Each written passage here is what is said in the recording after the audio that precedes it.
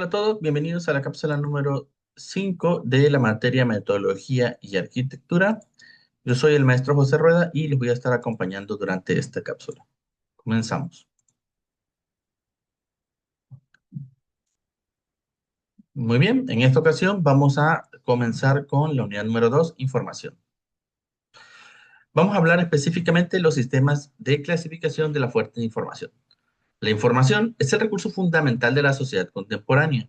En la ciencia y en la educación y en los negocios, prácticamente es la base de cualquier actividad humana, ¿verdad? Para poder gestionar la información y utilizarla y evaluar adecuadamente su calidad, es indispensable comprender su origen, las características y la fiabilidad de estas. Por ello, existen diversos sistemas de clasificación de las fuentes de información que permiten identificar, analizar y seleccionar los datos más pertinentes según el contexto y las necesidades de cada disciplina. Una fuente de información, entonces, va a ser cualquier recurso, persona, documento, objeto, sistema o medio que proporcione datos, conocimientos, hechos o evidencias acerca de un tema determinado o específico. Las fuentes pueden ser desde materiales impresos, recursos audiovisuales, testimonios de personas, bases de datos disponibles al acceso público, registros de ciertas instituciones, entre otros documentos, siempre y cuando se pueda siempre corroborar el origen de estos.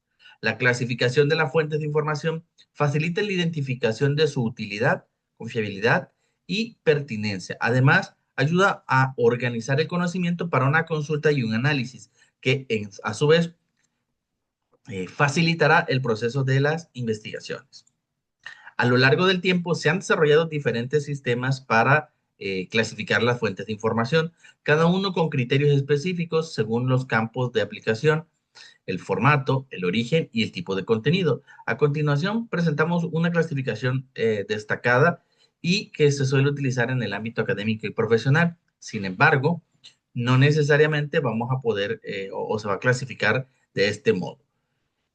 Las fuentes de referencia bibliográfica la vamos a poder clasificar según entonces, referencias bibliográficas de la información, ¿verdad? Se van a poder clasificar según su formato, según su origen, la profundidad de estas o su función. En específico, vamos a abordar la clasificación por el origen de la información. Vamos a encontrar entonces las fuentes primarias, que son aquellas que ofrecen información original, directa y sin intermediarios sobre un acontecimiento, fenómeno o tema. Representan la primera manifestación documental y testimonial de el estudio, que suelen ser o estar sujetas a interpretaciones. Por ejemplo, vamos a tener diarios personales, entrevistas, resultados de experimentos que hayamos hecho, obras literarias originales, actas oficiales, registros fotográficos, manuscritos, cartas, bases de datos, encuestas aplicadas directamente a los sujetos de estudio o cualquier información que se obtenga de primera mano. Digamos que esta información es el primer paso o es la primera comunicación o la primera evidencia de comunicación a partir de el fenómeno que se encuentre en investigación. Por ejemplo, si nosotros estamos haciendo un experimento, el resultado directo de este experimento o la data dura de este experimento, de los resultados de este experimento, van a ser nuestra fuente primaria. Tendremos también eh, la fuente secundaria, que recopilan, analizan e interpretan o comentan información proveniente de fuentes primarias. No tienen datos originales, sino que más bien son el efecto de procesar, sintetizar y poner en contexto la información. Es decir, las fuentes secundarias lo que hacen es que toman información de la fuente primaria y de alguna manera la concentran, ¿verdad? Ese ejemplo de, digamos, de digestión intelectual es lo que se presenta como fuente secundaria. Y ejemplos de estas fuentes pueden ser libros de historia, artículos de revisión, ensayos críticos, biografías, análisis estadísticos, reseñas académicas, catálogos, diccionarios o enciclopedias, ¿verdad? Que son básicamente fuentes que recopilan una gran cantidad de información y la sintetizan. Por último, como fuentes terciarias, vamos a tener que son aquellas que agrupan y organizan información que proviene de fuentes secundarias y primarias, sirviendo como un instrumento de consulta rápida y guía de búsqueda. no aportan contenido nuevo ni interpretación, sino que facilitan el acceso a otras fuentes. Lo que quiere decir que las fuentes terciarias son más bien fuentes citativas. Nos vamos a dar cuenta porque incluyen índices bibliográficos, bases de datos temáticas, bibliografías anotadas, directorios, buscadores en línea, repertorios y guías académicas. Es decir, se van a referir directamente a fuentes que te van a referir a otros documentos o que van a servir para denotar otros documentos que estén relacionados y que sí hablen o aporten ideas nuevas en los temas. Si clasificamos eh, por su naturaleza las fuentes de información, vamos a encontrar entonces las siguientes. Primero, la más básica o la que digo que es la más antigua, de las más antiguas, ¿verdad? Las fuentes escritas, que van a incluir libros, revistas, periódicos, documentos, tesis, informes, cartas, manuscritos y cualquier material que se presente en formato textual, impreso o digital. De hecho, se considera también en muchos casos textos que se hayan escrito, por ejemplo, como jeroglíficos o como evidencias talladas o las historias que se contaban en las paredes de los vestigios arquitectónicos, ¿verdad? Básicamente cualquier cosa en la que podamos dejar algo plasmado. Ahora, las fuentes audiovisuales, que comprenden los materiales que presentan información a través de imágenes y sonidos o combinados. Ejemplos de esto van a ser fotografías, películas, videos, grabaciones de audio, podcast, documentos, presentaciones multimedia o incluso podemos llegar a pensar en, por ejemplo, pinturas, ¿verdad? Pinturas o obras de arte que se hayan, o obras musicales que se hayan escrito al respecto de temas en particular. Porque la idea de las fuentes audiovisuales básicamente es que estimula el sentido tanto del oído como de la vista. Las fuentes electrónicas o las fuentes digitales, que de alguna manera están relacionadas con las fuentes escritas porque básicamente va a ser el almacenamiento, ¿verdad?, de la información en electrónico, cualquier base digital que se apoye con la tecnología, ¿verdad? Y va a incluir sitios web, bases de datos, periódicos, etcétera, que también encontramos como medios impresos. La única diferencia es que cuando se habla de escritos, normalmente se van a hacer referencia a los materiales impresos y cuando se habla de electrónicos o digitales, pues a los repositorios que se encuentran en la nube, ¿verdad? O disponibles en la website. También encontramos lo que vienen siendo las fuentes orales, que no son más que información obtenida a través de la palabra, que se obtienen a través de discurso político, de entrevistas, de conferencias, de relatos, testimonios, discusiones, mesas redondas, seminarios o debates, que pueden ser registradas o transcritas posteriormente.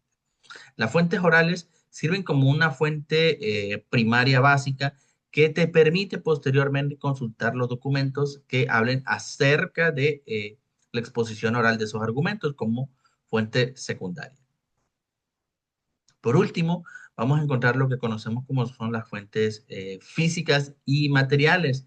Estas se refieren a los objetos, artefactos, monumentos y restos arqueológicos u obras de arte, instrumentos científicos y cualquier elemento tangible que proporcione información sobre la época, función o contexto. Por ejemplo, los vestigios arquitectónicos o indumentaria que se utilizaba en el pasado. Ahora bien, si hablamos de la clasificación por el nivel de profundidad, vamos a tener las fuentes académicas, que van a ser aquellas que están sometidas a un proceso de revisión y validación por especialistas, como los artículos publicados en revistas, como las tesis universitarias, los libros especializados y ponencias en congresos como no sé, el Congreso Mexicano del Petróleo o el Congreso de Ciencias de la Educación o el Congreso para Impulso de la Educación Neurolingüística de México y todos ellos que estén relacionados, ¿verdad? Todas estas fuentes se consideran las más confiables para la investigación y el análisis crítico, dado que son fuentes que son sometidas a duras críticas y rigurosos procesos de filtro antes de ser presentadas.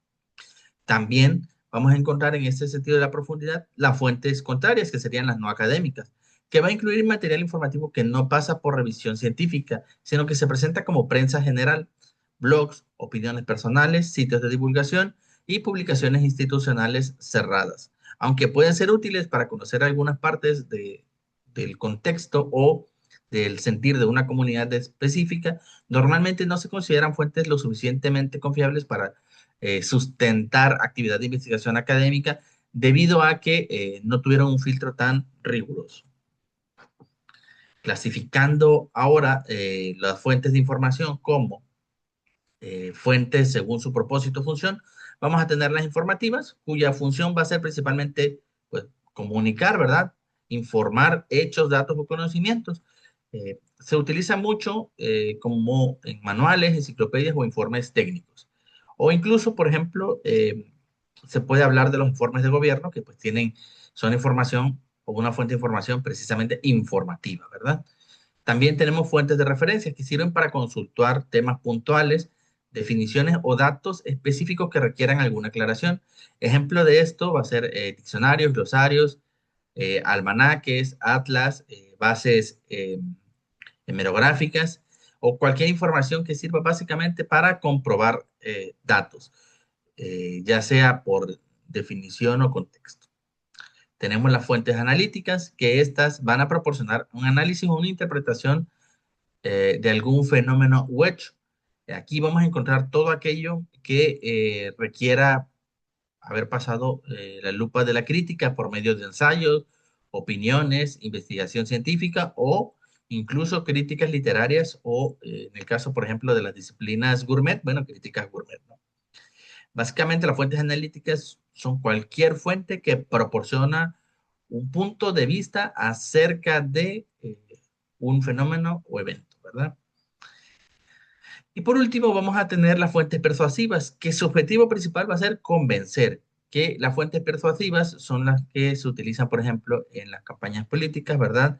Por medio de discursos, columnas editoriales, propaganda o compañías publicitarias o campañas publicitarias para lograr que la población o los individuos actúen de una manera en específico. Como ven, diferentes fuentes de información tienen diferentes clasificaciones a diferentes profundidades y siempre vamos a poder encontrar clasificaciones de diferentes índoles. Lo más destacable es que la clasificación solo va a servir para buscar, ¿verdad? Orientar la búsqueda de la información conforme a el trabajo que nosotros estamos ejecutando y no serán propiamente, digamos, de mayor relevancia más que indicativas, ¿no? Saber que una fuente es informativa, referencial, analítica o persuasiva solo nos va a ayudar a facilitar el proceso de selección para contemplar nuestro estudio de acuerdo al enfoque que hayamos tomado.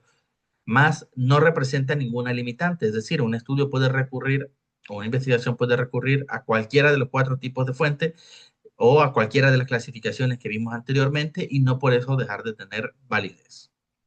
En su mayoría, muchos autores combinan, ¿verdad? O comentan que todas estas clasificaciones se mezclan para generar clasificaciones únicas que permiten a los investigadores lograr alcanzar temas y profundidades específicos de acuerdo a las disciplinas correspondientes.